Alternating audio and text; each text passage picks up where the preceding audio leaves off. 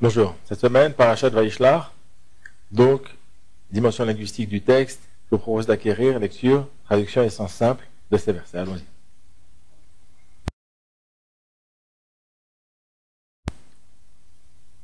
Vaishlach, donc, premier verset, traduction analytique. Vaishlach se décompose d'une part en Yishlach, qui veut dire il enverra, et un Vav inversif, qui va changer le futur en passé, donc Yishlach devient il envoya, Vaishlach et il envoya. Yaakov Avinu, notre patriarche, Malachim. Malachim, c'est un pluriel, c'est le pluriel du mot Malach, qui veut dire un ange, et on reconnaît ici un pluriel masculin, Yud Mem. Malachim, des anges. Lefanav, c'est la contraction de Lifne, qui veut dire avant, avec un suffixe personnel étant la forme abrégée d'un pronom personnel, en l'occurrence ici la troisième personne du singulier, Hu, dont l'abrégé est Vav. Donc Lefanav, ça devient devant lui. Elle, c'est une préposition directionnelle qui veut dire vers, à, pour. Esav, personnage de la Torah, donc le frère de Yaakov. Ahiv, nous reconnaissons ici le mot Ah, qui veut dire un frère, donc c'est un nom, décliné encore une fois avec un suffixe personnel, ici le troisième, suffixe personnel, troisième personne du singulier, donc Ahiv, ça veut dire son frère. Arza, nous reconnaissons le mot Eretz, qui veut dire terre, pays, et ici, le He locatif, qui remplace en fait un lamed au début du mot, qui veut dire vers, à, et qui, donc, ce lamed se transforme en fait en He final, comme le dit Rashi d'ailleurs justement dans cette paracha à propos de Arza Seir. Donc Arza, ça veut dire au pays, vers le pays. Seir, donc c'est le nom du pays en question. Sédé, en fait, ici, Sédé est relié à Édom, ça veut dire champ de Édom. C'est un état construit, donc du mot Sadé, qui veut dire un champ, avec le mot Édom, qui est donc le nom en fait auquel est rattaché le champ. Sédé Édom, donc champ de Édom. Maintenant que nous avons fait la traduction analytique, eh bien je vous propose à ce stade-là d'arrêter la vidéo et par vous-même de poser chaque mot, de comprendre quels sont les constituants de ce mot et en quoi ces constituants produisent la lecture et la traduction de ce mot-là. Une fois que vous aurez fait cet exercice, revenez passer au deuxième exercice de traduction synthétique que nous allons commencer maintenant. Traduction synthétique, donc, je vais dire à voix haute en français ce que je lis en hébreu dans ma tête, en respectant bien les inflexions de la langue hébraïque, même si en français, elle ne donne pas une traduction très, très belle.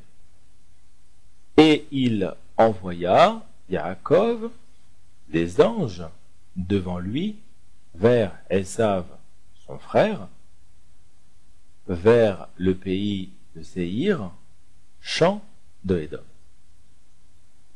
À vous maintenant de vous entraîner à refaire cette traduction synthétique sans la vidéo et à vous autocorriger par la suite. Faisons maintenant l'exercice de lecture. Répétez après moi à voix haute dans le temps que je vous laisse pour cela, de manière bien audible à vos oreilles, tout en faisant attention de bien suivre donc la flèche, la petite main, de bien suivre des yeux en tout cas le texte. Allons-y. Vaishlach Yaakov Malachim Lefanav. À vous répéter. Très bien. El Esav Achiv. À vous répéter. Très bien. Arza Seir Sédé Édom. À vous répéter.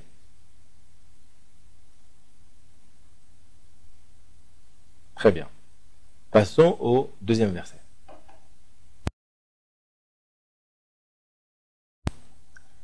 Le deuxième verset, donc,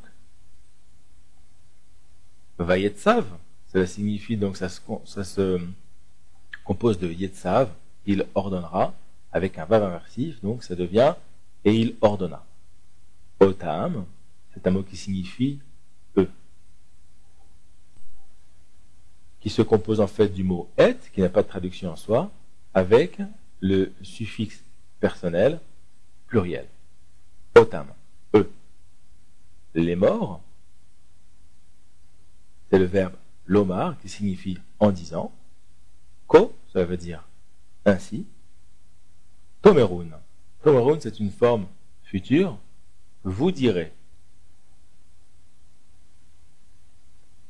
L'Adoni se décompose en lamed qui veut dire à, vers, Adon qui veut dire maître. Et ici, il est décliné, première personne du singulier, moi. L'Adoni à mon maître. Les Esav, les signifie donc toujours à, vers, et Esav, c'est donc le personnage de la Torah. À Esav. Ko, ça veut dire ainsi. Amar, c'est le verbe lomar au passé. Il a dit, signifie il a dit. Avdecha, reconnaissons ici le mot Eved, qui veut dire donc un esclave, décliné ici avec le suffixe personnel, deuxième personne du singulier, pour un garçon. Cha, Eved shelcha, Avdecha, ton esclave. Il a dit ton esclave. Yaakov, Im, ça veut dire avec. Lavan, c'est le nom donc d'un personnage de la Torah, Lavan, Garti. Garti signifie j'ai habité, j'ai séjourné.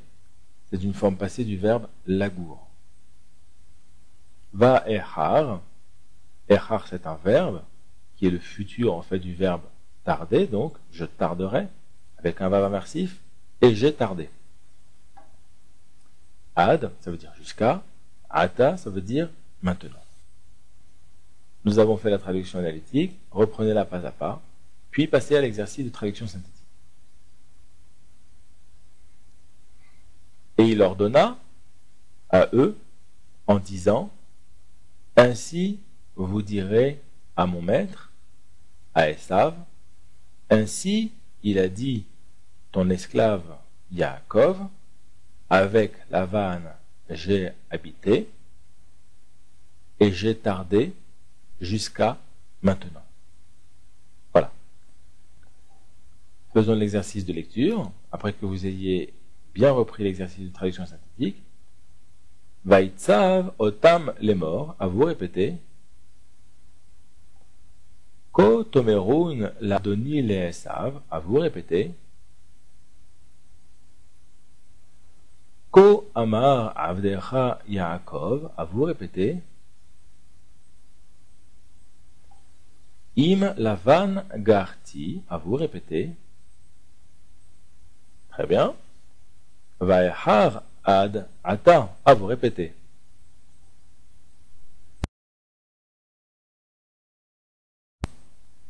Voilà, je vous souhaite une bonne révision et à bientôt pour d'autres vidéos d'études, notamment les rachis de la paracha, lus et traduits, ainsi que de l'ulpan toranique, c'est-à-dire des bases d'hébreu de la Torah au travers des versets de la paracha. À plus tard.